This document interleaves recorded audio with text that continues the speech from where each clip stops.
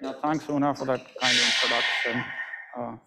So, I think you have to say got it. All right. So I hope everything is working fine relating with the technology. So today I'll be talking about strange metals beyond, like the usual Hubbard model perspective that people have for such systems. So that's why I say it's beyond explicit lattice models of fermions. And I'll be talking about many examples as well as like this recent general principle that I have worked on. So, and this talk would be based on mainly on two papers, one of which is with Hitesh Changlani at Florida State University, and the other one is with Peter Cha and Una Kim, who are here. Okay, so regarding strange metals, these are metals with strong correlations and strong interactions between electrons, and they're seen in many of these quasi two-dimensional layered materials such as cuprates and pnictides. And also more recently, there is work on twisted bilayer graphene, which finds a strange metal phase. Oops. Been signed out because what? I got an error message saying I've been signed out because my account is signed in from another device on Zoom. But you're sending, so don't worry about it. What? I caused it. Yeah, I think you're fine. Is we have the live. Is the Zoom still running or? Yeah. Okay, yeah. That's fine. Yeah, so okay, so the hallmark of strange metal phase is that it shows a T-linear resistivity, which is very different from what you would expect from the usual Landau Fermi liquid theory that has T-square resistivity. And this T-linear resistivity, especially over a very large temperature range spanning both low and high temperatures, it's not well understood. And this scenario often occurs near a quantum critical point. So in all these cuprates and pnictides, one can say that the charge carriers in this metal are still fermions, but more recently, strange metals have also been observed in this artificial material, which is a nano-patterned cuprate in which an array of holes has been drilled, which creates a Josephson junction array that displays a superconductor to insulator transition. And now in the middle, we find that in like a quantum critical regime between the insulating and superconducting phase, one gets a strange metal with T-linear resistivity down to 0 temperature.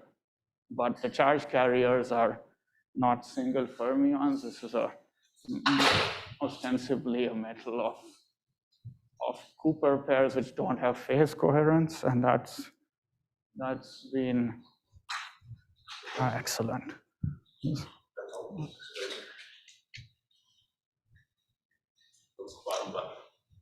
Right. So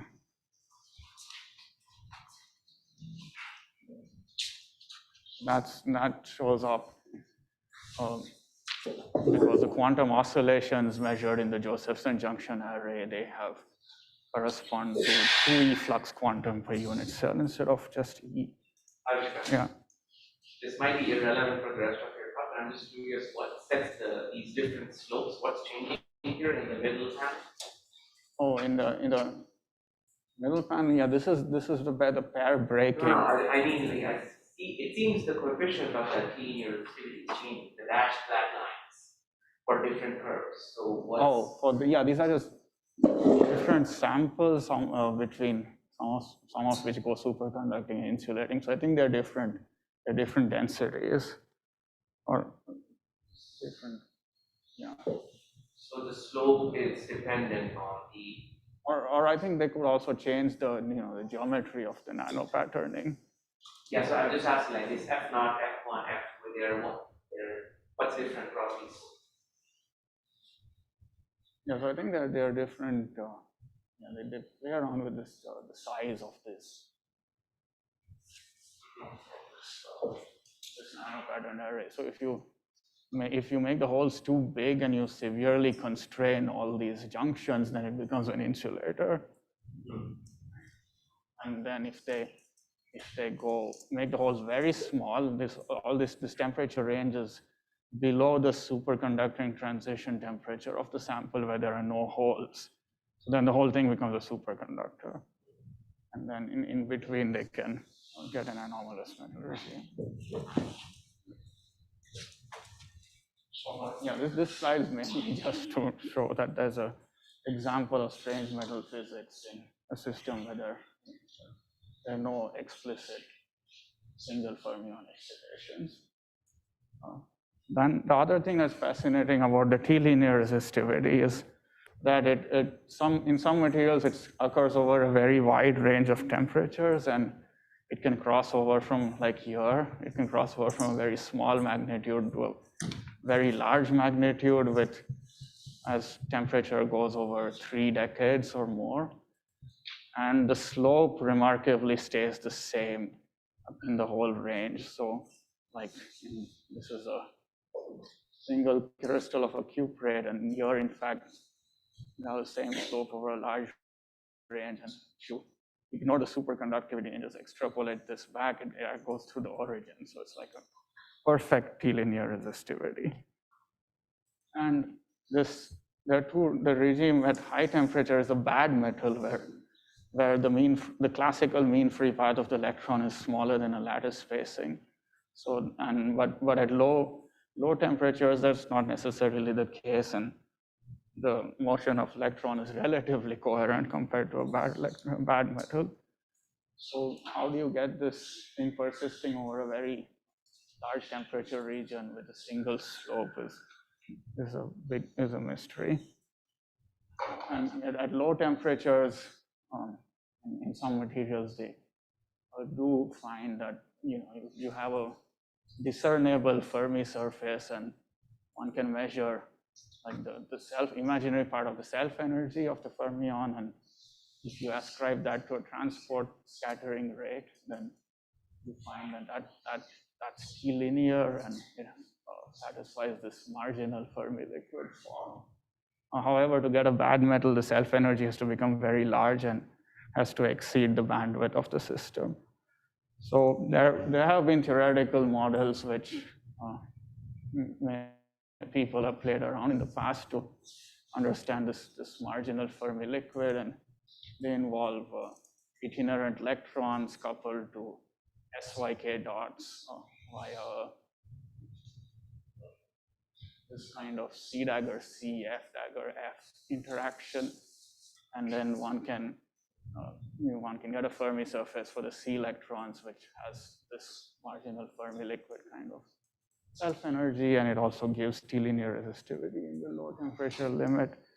And then in these models, if your interaction is strong enough and you have a hierarchy of scales here, then at high temperatures, the conduction electron Green's functions become local, and one gets a bad metal regime which also has T-linear resistivity if you compute the current correlator. And this bad metal has a very large magnitude of the resistivity. However, generally what would happen is, if you look at resistivity versus temperature, there are two different regimes. One is the marginal Fermi liquid low temperature regime, and other is the bad metal regime at high temperature. And they have different slopes, and there's a change in the slope or a kink between them. And like these kind of kinks are also seen in other calculations of rho of P in DMFT on Hubbard models, etc. And if you want to get rid of this kink, you have to do a lot of fine tuning of parameters, which is not very appealing, because this doesn't, it seems to occur naturally with a single slope, so it doesn't seem to be fine tuned. Sorry, is that believed to actually exist in the Hubbard model, or are you saying it's an artifact of DMFT? It's probably an artifact of DMFT, because the DMFT doesn't really, there are like better solutions of the Hubbard model, like this cold atom simulations, in which they they don't really see a kink there. Yeah. There they might just be. But they might just be in a high temperature regime. So the regime in which DMFT fails isn't really, or might be failing, isn't really clear whether that can be simulated by a better method. But yeah, we can't say that it's not an artifact of DMFT. That's definitely a possibility. But actually, I mean, you draw these kinks. I mean, in reality, probably there are smooth crossovers, so there are no real kinks. Or there are actual kinks. You mean in calculation or In calculations. in calculation, there are actual kinks. Yeah, DMFT does look very. Yeah. You cannot get rid of the kink. Yeah. I mean, you can fine tune, but otherwise, it's natural to have a kink. In calculation, in experiment, never. Yes. So then there's this. Like a different game one can play with SYK models, where instead of having itinerant electrons that scatter off SYK models, you form a lattice of SYK models itself, and you have electron hopping between the SYK models. And if you consider a regime where the hopping is very small and compared to the interaction, then you have to compute current correlator using the SYK Green's function, and that gives you linear resistivity, which is basically this work of Farquhar and George, and also this other paper. However, since the temperature is, since the hopping is very small, basically temperature is to be larger than T square over J, then your conductivity is actually small, and it's in a bad metal regime. However, there's this thing still, even though it's just a bad metal all throughout, it still has a crossover, and the crossover is actually between these two regimes where temperature is smaller than interaction and larger. And they do have different properties in other ways, like temperature much smaller than interaction, it has a constant compressibility, but at large temperature, the compressibility is 1 over T. However, despite having this change in the compressibility across temperature of order J, there is not much of a slope change in the resistivity, or very little in this crossover. So if this is older work with Peter Shah and him, but here we look at the slope in both the low temperature and high temperature regime. And there is, that's very close to 1. Really not much of a slope change at all. In fact, if you plot it, it looks more like the resistivity versus temperature. It looks more or less like a straight line. That's some model which does have no slope change, but does still have a crossover in other ways. So, this kind of perfect linear resistivity over a very large temperature range, even though there are crossovers in other things in experiments. So, I mean, it implies that there's some scale invariance in this system, which, if it seems that scale invariance goes beyond the scope of just a low energy effective field theory associated with some quantum critical point at some optimal doping. So can we mathematically describe the scale invariance explicitly in some many-body picture? So there's actually a nice answer. Yes, we can. And all that we have to see is we have to write down expression for the Kuba formula for the DC conductivity, which has this form where I is the current operator and M and N are many-body quantum states, and Z is the partition function, G of E is the density of states. We can rewrite it in this form, which now can be converted to this expression where we have this quantity F of E that's given by this expression here. So F of E is defined strictly in the microcanonical ensemble. There's no, no temperature appearing anywhere in FO. It's only got to do with the properties of the matrix elements of the current operator and the density of states within a certain energy window in the microcanonical ensemble. So with this rewriting, we can now see that if this f of E is independent of the many-body energy, then what happens is you can just pull this out, and then you have this expression here is just a partition function, which cancels with the partition function there, and then you have DC conductivity is perfectly proportional to 1 over T, or you have perfect T-linear resistivity.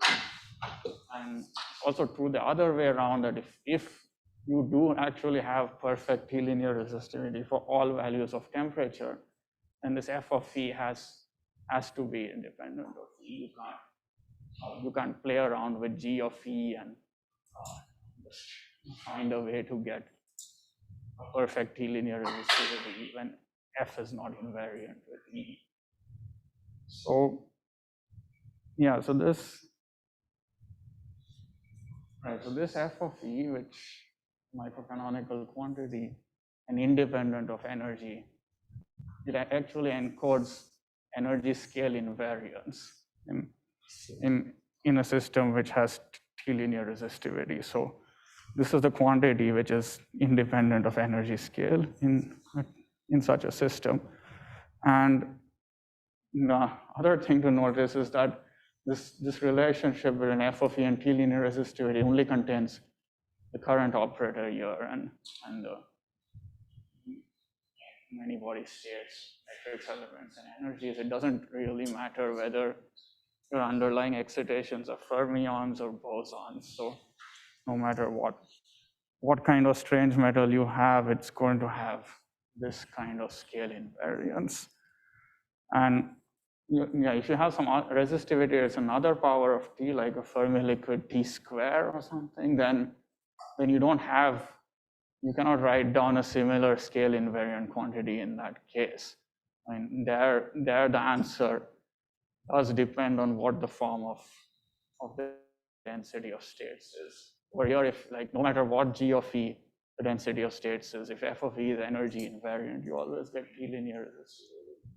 So T-linear resistivity is sort of special compared to other powers in that it actually gives you a simple scale invariant quantity defined in terms of the current operator. So now I can show you various numerical examples which have this property of invariance. So we talked about these SYK models which have very weak cropping between them. So one can do exact diagonalization and compute that quantity from all the matrix elements of the current operator that you get.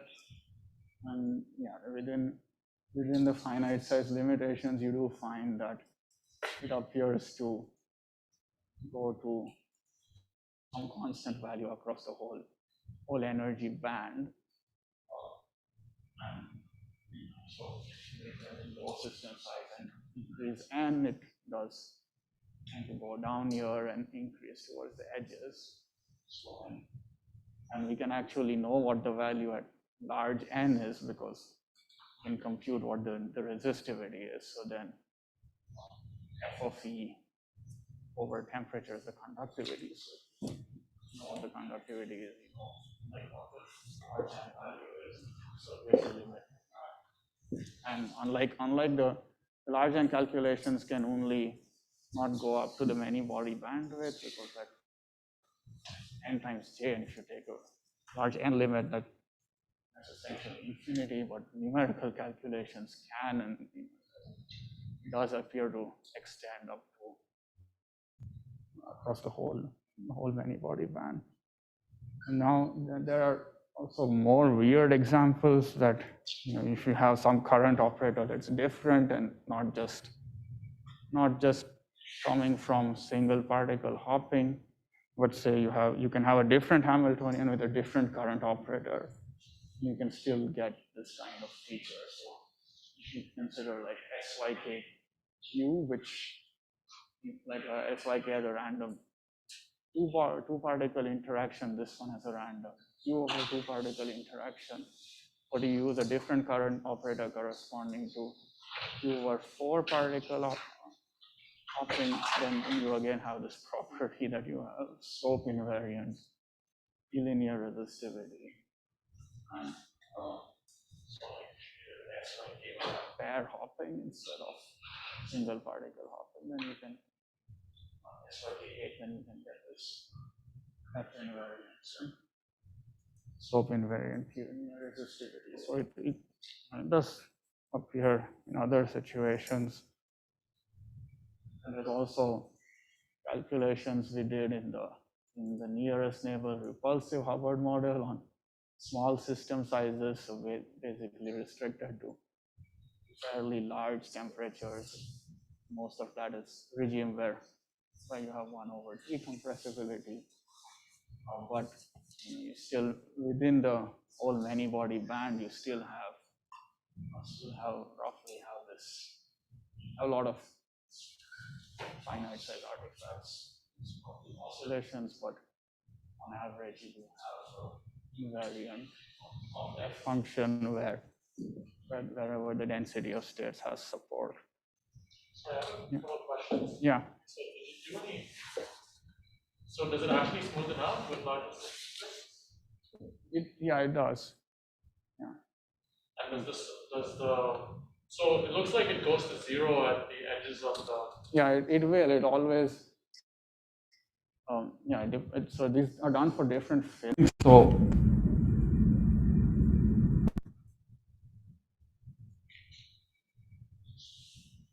these are done for different fillings. So over here, you can say it's going to zero, but the density of states itself has no support over there.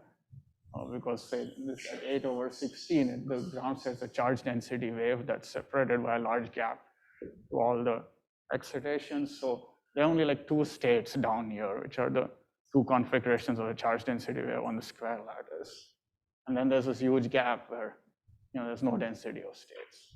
So if there is no density of states, it doesn't matter whether F is zero or non-zero. That part doesn't contribute to the conductivity at all. Does that answer your question? Yeah. Can I ask a question? Yeah. So when you propose this E invariant F, yeah, the microcanonical example, and you find that at least for some models, maybe all the models you've tried, F is E independent. Suppose for a fixed energy density, you were able to figure out what the temperature corresponds to, simply from S prime E is. Yeah. So over the extent of the energy interval, where F of E is energy independent, can you figure out what that translates into? Or up to what temperature scale? I mean, is this like high temperatures, intermediate temperatures, or as you vary the energy density through the spectrum? So in the Hubbard model, these are all fairly high temperatures. If I do that, I'll have in these small clusters, these are all temperatures that are much larger than the hopping. Is that? Well, yeah. So that's why I said that's the regime where the compressibility would just roughly be 1/T. Yeah. But I think the next slide I actually try to modify the model so that I can think about lower temperatures. So if you have any evidence of this feature persisting down to temperature scale, which are where the temperature itself is the lowest energy scale, the UV scale. Directly simulate the Hubbard model on finite size system, I won't be able to go to such low temperatures. But there, one thing I can, if I can change the model, yes, I can do that. So actually, that your question like sort of naturally leads into what my next slide was. That if I take this model and like I say, I look at if you look at half filling, it's obviously an insulator at low temperatures. If you look at like half filling -1, so 7/16, then there's this low energy manifold of single hole excitations, and instead of just two charge density states. Wait, sorry, how are these calculations done for such low temperatures? For this model? The solid traces. Solid. And all these One does have to introduce some kind of like a broadening of the delta function in the Kubo formula. Otherwise, you just don't have enough states at low energies to get an answer. Right. So you said these temperatures are much larger than hopping. So you put in broadening that's order the hopping in those calculations. But this is still on ED. Yeah, it's all ED. But so let me take like the 7 by 16 or 8 by 16 models, and they have density of states, many void density of states that looks like this. So you have only a few states and then a gap, and then this whole collection of states here. But what I can do is I suppress the low energy manifold, just project out the charge density waves or the single hole manifold. Then what you have is now this kind of density of states that was formerly at high energy, but now extends all the way down to low energy. Now, since there are plenty of states here, you don't even have to broaden the delta function by something that's order t. You can actually much narrower. And then you can bring the linear in T resistivity down to a much lower temperature scale. So definitely T much smaller than E, and you can see it extends below T over T order 1. But since the filling is fixed, you can't measure the compressibility in here, but you can measure the entropy. So the entropy definitely has a crossover between some very high log 2 kind of value at high temperatures and much lower value at low temperatures. It would actually go to 0, but it's not for finite size interest.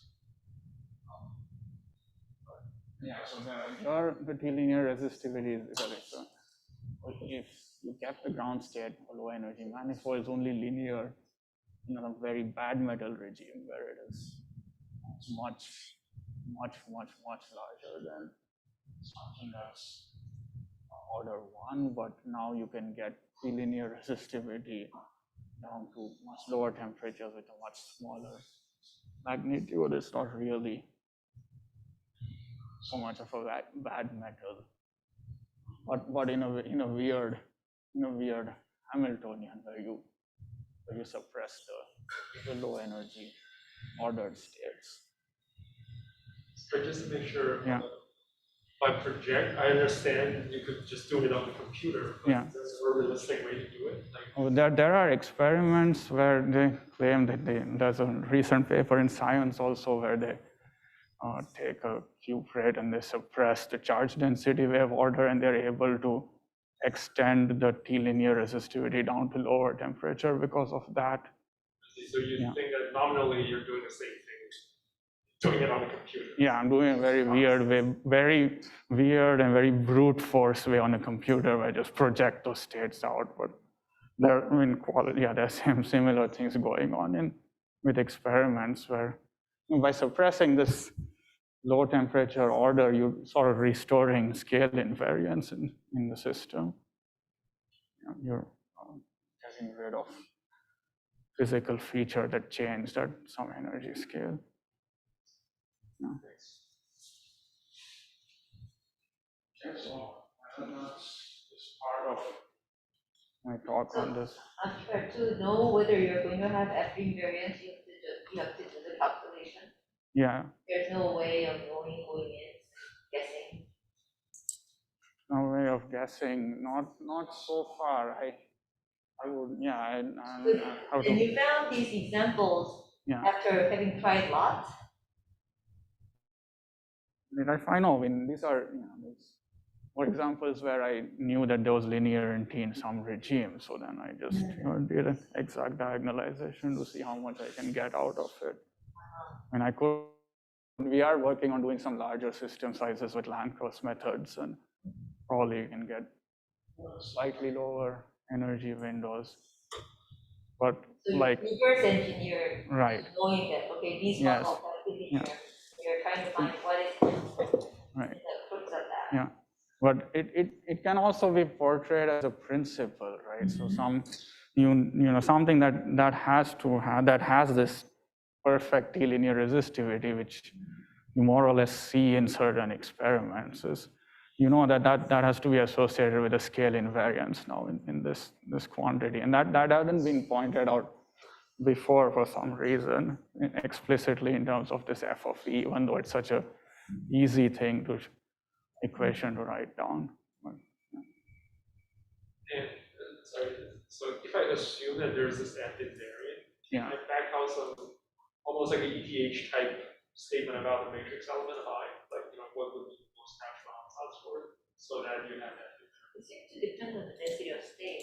So you got to combine density of state with Right. So ETH is typically written with the density of states normalized out, right? So that's what the problem in ETH is. If we go back to the formula for the f function, the problem in ETH is that ETH tells you what these matrix elements look like, but ETH only prescribes some dependence for the difference, the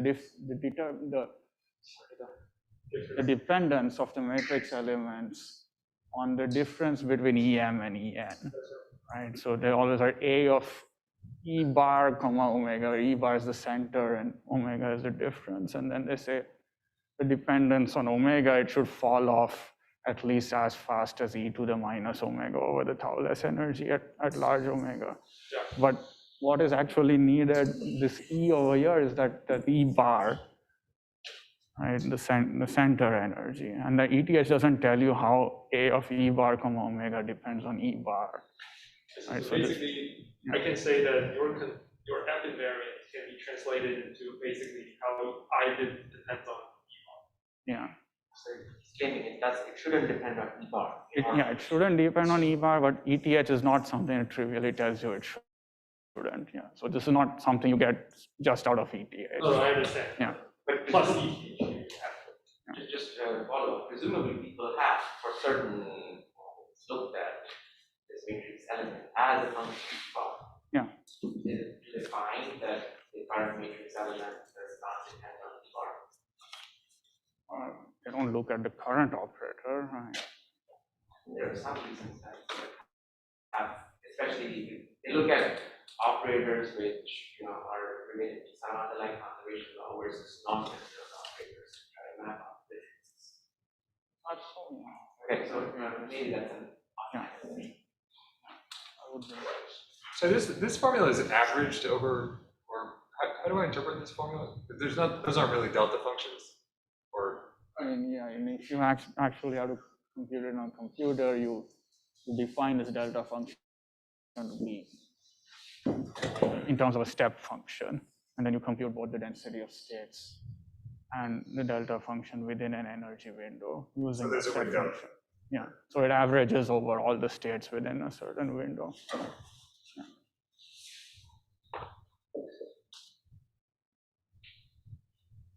Okay, so I have another question. So, in the histogram on the left, you can say, except for those two ground states, that all these eigenstates are basically chaotic. Yeah. So now the fact that you're removing the feature full of ground states, Right. won't that almost because these eigenstates are like featureless, won't that almost trivially guarantee that it shouldn't depend on the energy? And so when you do that truncation, you should expect linear and not anything else. Well, it depends on, I think, what operator you choose. It does that, the current operator, it won't depend on energy, but it's not true that if you choose some arbitrary operator, you get something that just doesn't depend on the energy at all. So when you do this conversion, is the compressibility always also 1 over t, or this conversion was done at a finite filling, so I don't have the compressibility. I mean, sorry, at a fixed filling, so I don't have a compressibility, right? I have to change the filling in order to change the compressibility, and then I change the manifold here.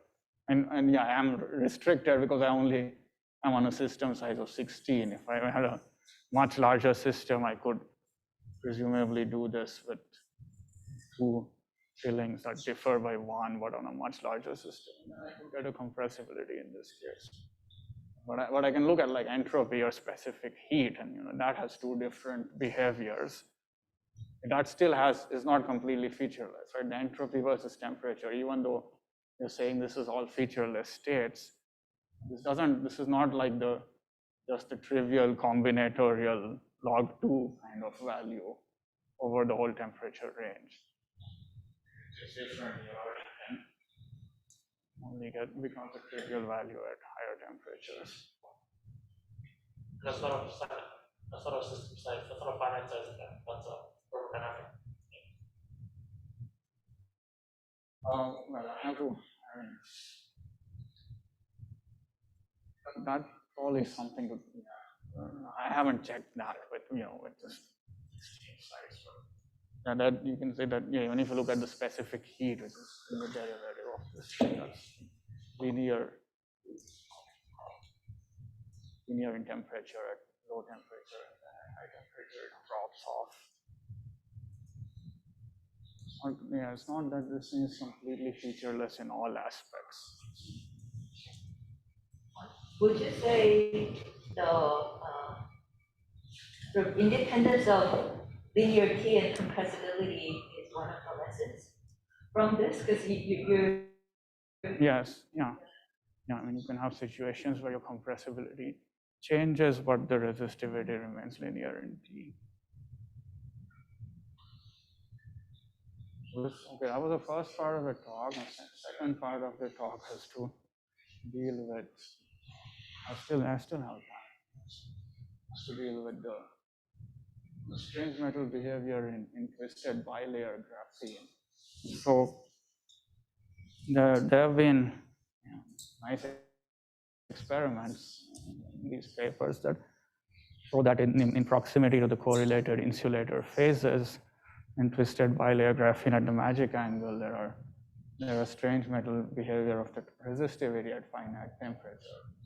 Right? So, like say your fillings and mu equals filling 2 of the flat bands, it's an insulator at low temperature, but thermal metal at finite temperature and have a linear resistivity. It's also linear behavior is seen away from that filling as well. So I will be focusing on the integer fillings here. And so in integer filling, like mu equals 2 here, this activation gap that's seen in transport, which corresponds to the scale of subturn here, which is about 10 Kelvin. So order of magnitude smaller than the gap in the local density of states in the insulating phase, which is measured by STM, which is get it from this paper. We did an STM experiment, and this integer filling 2, 3, have a gap in the density of states, and the scale of that is 10 millielectron volt, which is 100 Kelvin. So since the transport gap is much smaller than the STM local density of states gap, if otherwise you had a clean system with nothing really funny going on, then that means that the transport's not really coming from thermally activated quasi-particles, because that, if you want thermally activated quasi-particles, you have to activate across the gap in the density of states of quasi-particles, which is much larger. And that points to some kind of strongly correlated effect going on. So what also known is that non-interacting theory, the active flat bands, they cross at the Dirac points, like shown there. And the Coulomb interactions, they can open up a gap between the Dirac points and Many Hartree-Fock studies which show that charge neutrality they open up the gap, but that's also true. Other integer fillings away from charge neutrality. So this picture actually recurs, and even at the other integer fillings away from charge neutrality. It's called a Dirac revival because due to electron interactions, you don't fill all the 4 spin and valley flavors together, you fill them one by one. So like charge neutrality, but 2 you have like filled out 2 of them, push them away, and then you have 2 remaining Dirac balls, and 3 you have and so on. And that's been observed in experiment here, and it's called a Dirac revival. So, to a toy model approximation, a correlated insulator is just some gap system which has Dirac fermions with interaction-induced gap. And we want to compute finite temperature transport here at temperatures which are high enough to suppress the insulator. You have to consider fluctuations of the correlated insulator gap. So in a toy model, what you can have is you have a gap Dirac system with a fluctuating mass term. So one can think of a coarse-grained and a picture in which different regions in space you have a Dirac Hamiltonian here which has a mass term. This mass term is in mean field variables, the average of it in this region of the sigma z bilinear to which mass couples and interaction term of this. Now this decomposes in terms of these bilinears have interactions between different spatial regions. So we do this kind of linear expression. And the simplest kind of fluctuation you can think of is that mass terms are overlaid on 2 different values, plus minus 10. And that like gives, so if you have 2 regions of Dirac fermions with same mass sign, then you won't have any boundary states between them, but as is well known, if your mass changes sign within the 2 regions, you get boundary states. Gives you different energy. So you have some, but the mass is plus or minus m, this quadratic part here still has the same transfer energy. So it gives you effective Hamiltonian, that's an Ising model. Within each region, or the mass, this is just interacts with other regions with governing constants uik. And because this thing orders into a correlated insulator, low temperatures, you'd want these interactions to be net ferromagnetic so that the mass orders into the same sign everywhere in the ground state. And now if you want to think about transport, well, we coarse-grained the mass term in a mean field sense. This, and that variable is, if you just define average fields for a region. So this the current operator, like for Dirac fermions, sigma x and so sigma z, that would average to something like this. And now because sigma x and sigma z anti-commute, if you take a state, an eigenstate of this in terms of psi bar at one position, and add this thing on it, it flips the state with a plus expectation value of sigma z to a minus. So that's becomes a spin flip operator in the Ising formalism. And so if your one Ising model is ordered, you cannot at low energies you cannot make spin flips because they cost a finite amount of energy, but at finite temperature, it's not ordered, you can make spin flips. An energy scale that separates the ordered phase from the fluctuating phase is is very different from the quasi-particle band gap now. It's because that's the stiffness of this order parameter fluctuations, which, as I showed before, they depend on the interaction terms here, which come from like boundary effects between different regions. So it's not the same scale as a quasi-particle band gap, and most likely it's much smaller. So that fits in nicely with the observation of having a transport gap that's much smaller than the quasi-particle band gap. So we can compute. There's no way so we can compute the DC conductivity just with the Cooper formula, as I showed you before. And since we are simulating a classical Ising model, we can do classical Monte Carlo to generate sample of states at a given temperature. And we choose this Uij so that we have states that are form a continuum in energy. So you have states that are close enough to each other in energy, but not degenerate. So what we did is take this kind of Hamiltonian, we have a ferromagnetic part and an extended range antiferromagnetic part in order to achieve that. And the ferromagnetic part still dominates, so it turns into orders into insulator at low temperatures. So Peter Cha did the classical Monte Carlo simulations for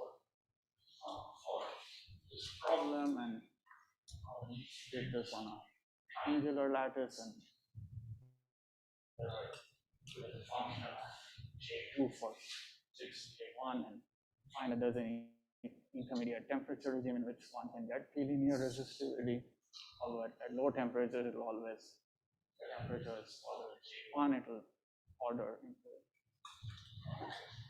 correlated insulator phase. The intermediate temperature regime does give you P-linear resistivity because it has a large number of splittable spins with low energy cost for the competing interactions. So there are some Monte Carlo snapshots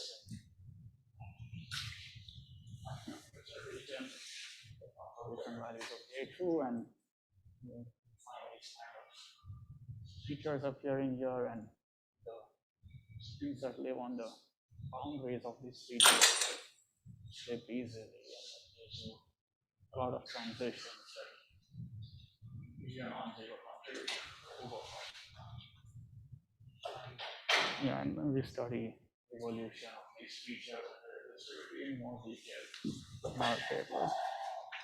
So yeah, this frustration in this model is what? It's not. So the J2 interaction is definitely frustrating, but it's not dominating because the ground state at low temperature always is dominated by J1 and it orders. But the frustration behavior is important in this intermediate temperature regime where you get the T-linear resistivity.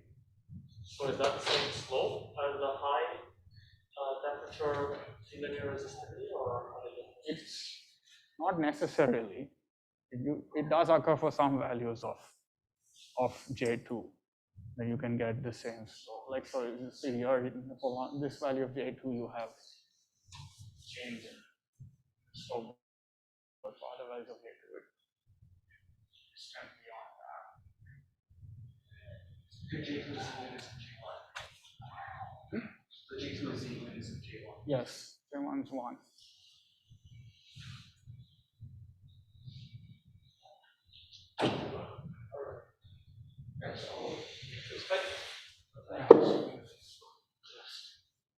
Summarize an outlook that it's with all these examples that we have seen, it's worth trying to understand P-linear resistivity and the associated scale invariance that comes from the F function as more generally as a property of response functions of various variables in different models. They need not even be fermionic models.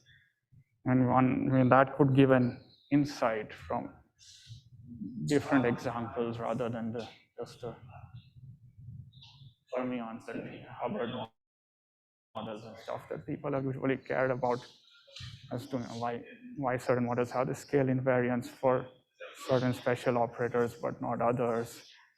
And if there are other kinds of critical points that you can find that give you F invariance, and for some operator that's it's not physically occurrent, but the mechanism, the math behind it might be interesting to understand what's actually going on in the strange metals that and experiments that people care about. For instance, CBG problem, we got a spin model, so one could add quantum fluctuations to that spin model and think about how you could get T-linear resistivity down to 0 temperature by suppressing the insulator phase through quantum fluctuations and so on. And yeah, the other thing besides quantum fluctuations would be to go away from integer fillings in CBG, in which case one would have to you do something like this instead of just replacing this whole part which contains the fermions with its expectation value. One would have to keep this in, which couples fermions to these order parameter fluctuations. And you can dope the fermions and see what happens when such a model cannot be solved easily. So, some determinant quantum.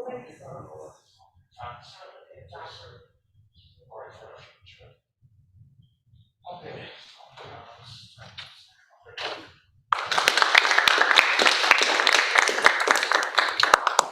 Great. Questions? I have just you didn't answer this, but I just wanted to comment on this last part. Yeah. If you were to, let's say, dope away slightly by some incremental amount away from these commensurate scalars. Yes. Can you see on what is the lowest temperature scale, which the same sort of linearity might persist? Like what sets that, or what might set that? Might persist, without changing slope or something. Probably, it'd be like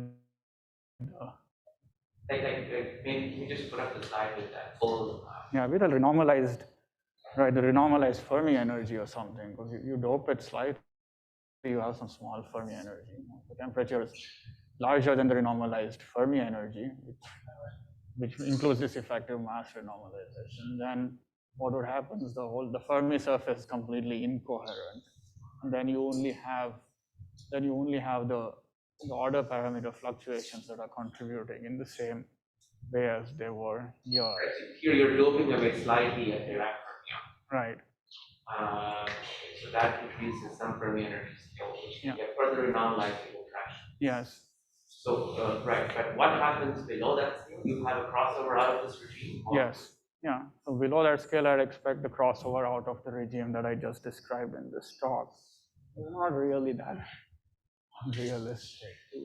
No. I'm asking because you probably know this, but there's now data from House.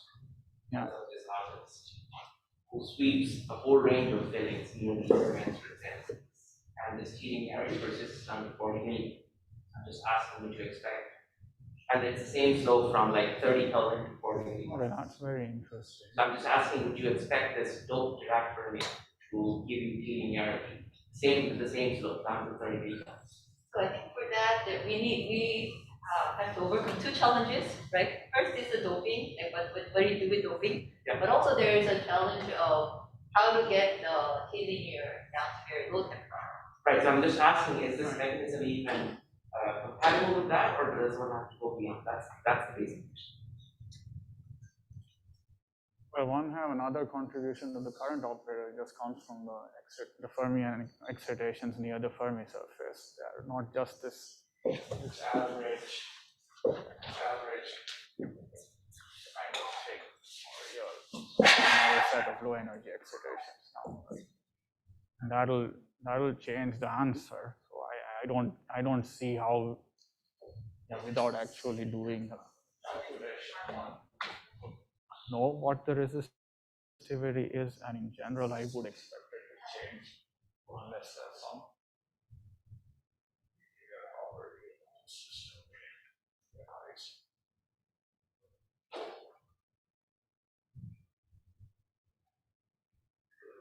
Okay.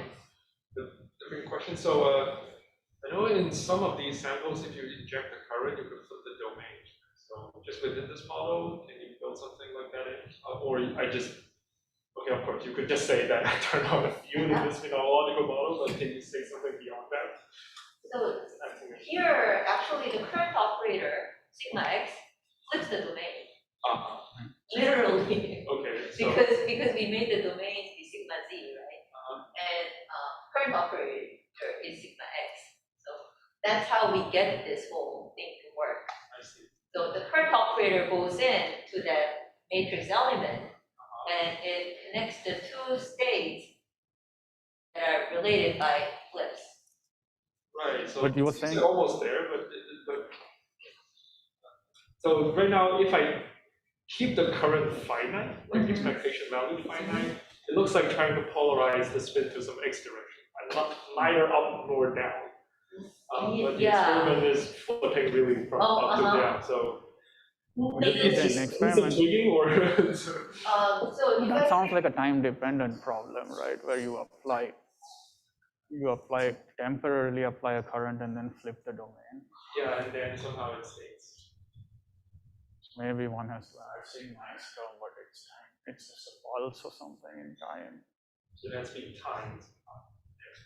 Yeah. So In this model. Yeah. So in the model, what's been simulated is classical ice model, Right. Right? But we treat the sigma x as a quantum sigma x. Right. So you flip, and that's how you get the whole matrix elements Right. work.